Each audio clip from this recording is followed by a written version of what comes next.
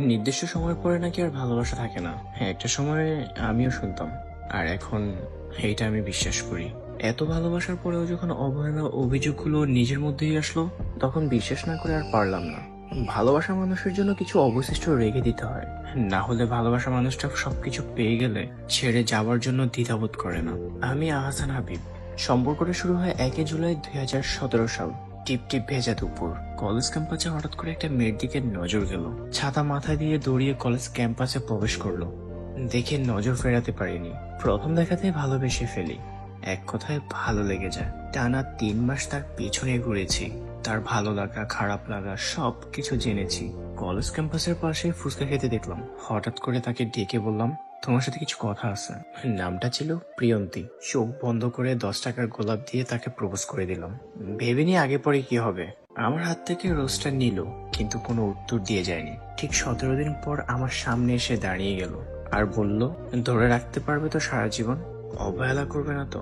হাতটা শক্ত করে ধরে বলেছিলাম, নিঃশ্বাস যতদিন আছে তুমি আমার হয়ে থাকবে। ছোটখাটো খুনসুটি, অভিযোগ, অভিমান, রাগ, পারিবারিক সমস্যা সবকিছু মিলে সে সাথেই ছিল। শত অভিযোগের পরেও সরিটা আমি প্রথম বলতাম। 2020 সালে করোনাকালীন যখন কোয়ারেন্টাইনে সবাই ছিল, তখন লুকিয়ে তার বাসায় দেখা করতে আসি। তখনই বাসা সবাই জেনে যায়, আর সেখান থেকে টুকিটাকি প্রবলেম চলতেই থাকে। এরপরও কিন্তু কেউ কাউকে ছেড়ে যায়নি। পড়াশোনা শেষ করে বিদেশ চলে যাই। 2 বছর থাকার পর টিকতে না পারে আবার দেশে চলে আসি। 2023 সালে আমাদের বিয়ের কথাবার্তা চলে পারিবারিক ভাবে। তখনও সবকিছু ঠিকঠাক ছিল। 2023 সালের ডিসেম্বর মাসে আমাদের বিয়ের ডেট ফিক্সড করা হয়। তার কিছুদিন আগে সে আমাকে ডেকে বলে যে বিয়ে করা সম্ভব না। হ্যাঁ, আমি তখন ভাবছিলাম সে ফান করছে। গভীরে যেতে যেতে দেখি যে তার আরেকটা রিলেশন চলতেছে।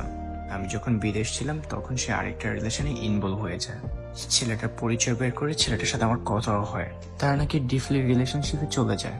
একজন আরেকজনকে ছাড়া নাকি বাঁচবে না। আমি হতভম্ব বোকার মতো দাঁড়িয়েছিলাম। হ্যাঁ, আমার কি বলছিল, আমাকে ভালো লাগে না, আমাকে দিয়ে হবে না, তাহলে আমাকে বলে দিলেই হতো। একদম শেষ পর্যন্ত নিয়ে এইভাবে ছেড়ে দিল। যে কখনো ব্যথা পেলে সেই ব্যথাটা আমার করে নিতাম। যে মানুষটাকে নিজের থেকে বেশি ভালোবাসতাম, আর সেই মানুষটাই নাকি আজ অন্য আরেকজনকে ভালোবাসে। ভালোবাসাটা না কত অদ্ভুত। আজ আমি পাগল হয়ে রাস্তায় রাস্তায় ঘুরে বেড়াচ্ছি, আর সে ঠিকই দিব্যি আরেকজনের সাথে খুব ভালো আছে। নিজের থেকেও বেশি ভালোবেসে ফেলেছি। ভালোবাসার কোনো অবশিষ্ট কিছু রেখে দিইনি, সবকিছু পূর্ণতা দিয়েছি তাকে। আর তাই আজ আমাকে টিস্যু পেপার মতো ছুঁড়ে ফেলে দিল।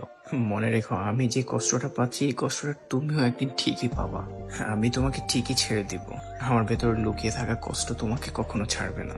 যতদিন না তুমি আমার মতো সেম জায়গায় সেম অবস্থায় না আসবে, ততদিন আমার কষ্ট তোমার পিছু ছাড়বে না। একদিন তুমিও দুঃখে দুঃখে কান্না করবে আমার কাছে ফিরে আসার জন্য। সেই দিনের অপেক্ষায় আছি।